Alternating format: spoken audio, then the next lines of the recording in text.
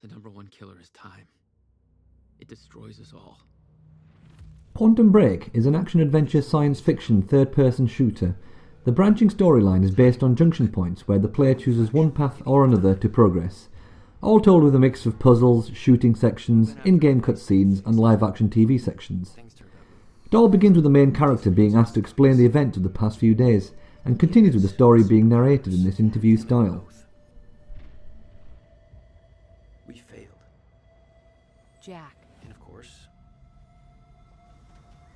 time travel was involved. Jack. Going too fast for you? Okay. What do you want to cover first? You tell me. Let's start at the beginning. When you first arrived at River... The game itself begins with the main character, Jack Joyce, visiting his brother and getting involved in a time travel experiment that goes wrong, breaking time and causing the subsequent end-of-time scenario which Jack then has to stop. As the game unfolds, Jack gains various time powers that he can use to solve puzzles and survive the many shooting sections. Jack can initiate various moves using the controller triggers. Time Rush allows Jack to move around the level while time slows down, meaning he can cover large distances quickly or change location entirely, confusing enemies. Other skills Jack unlocks that I use most often are Time Stop, Time Shield and Time Blast.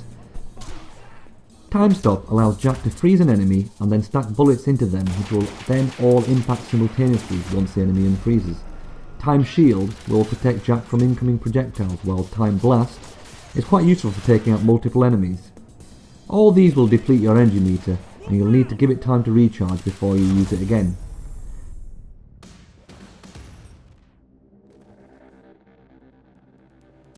The early sections are quite hand-holdy initially, but you have to expect that as things get explained to the player.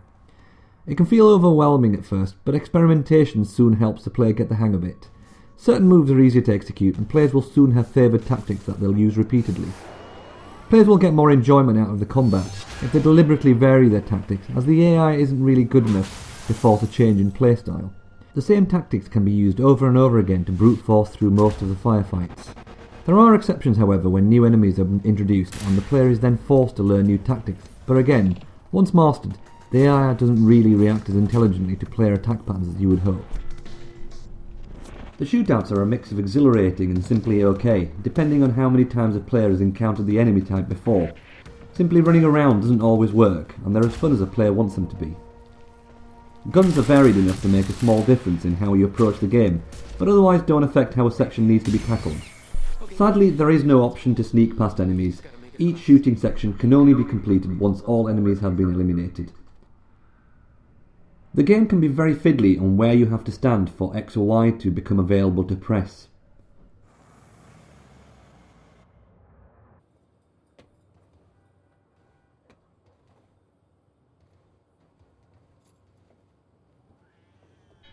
New enemies gradually come into play, from the normal grunts who are affected by your time powers to then progressing onto the strikers with the time harness technology that allows them to zip from place to place using the same time bursts as the player.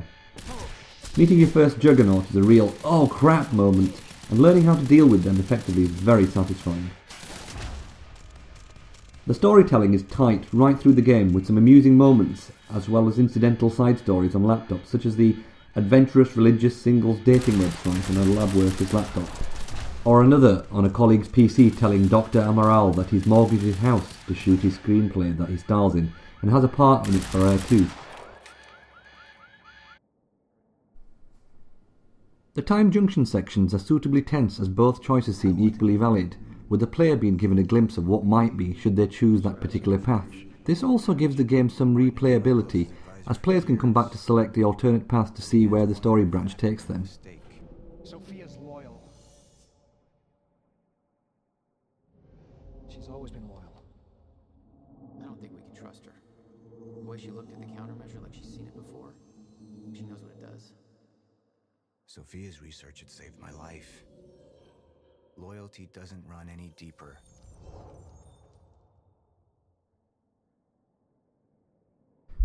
The game is genuinely beautiful. The TV sections are pretty well written as far as game cutscenes go, telling the story from different viewpoints and intersecting with the playable sections, Act 2 Part 1 being a particular highlight. The final act, with its time travel and overlapping with events at the start of the game, are very well done, with obligatory seeing yourself traverse the level from several hours ago. The final boss level, however, itself feels a little cheap with the difficulty curve and can be frustrating. All in all, a very enjoyable sci-fi romp with just the right mix of shooting, puzzling, cutscenes and TV exposition do not outstay its welcome. A game different to anything else on the market right now.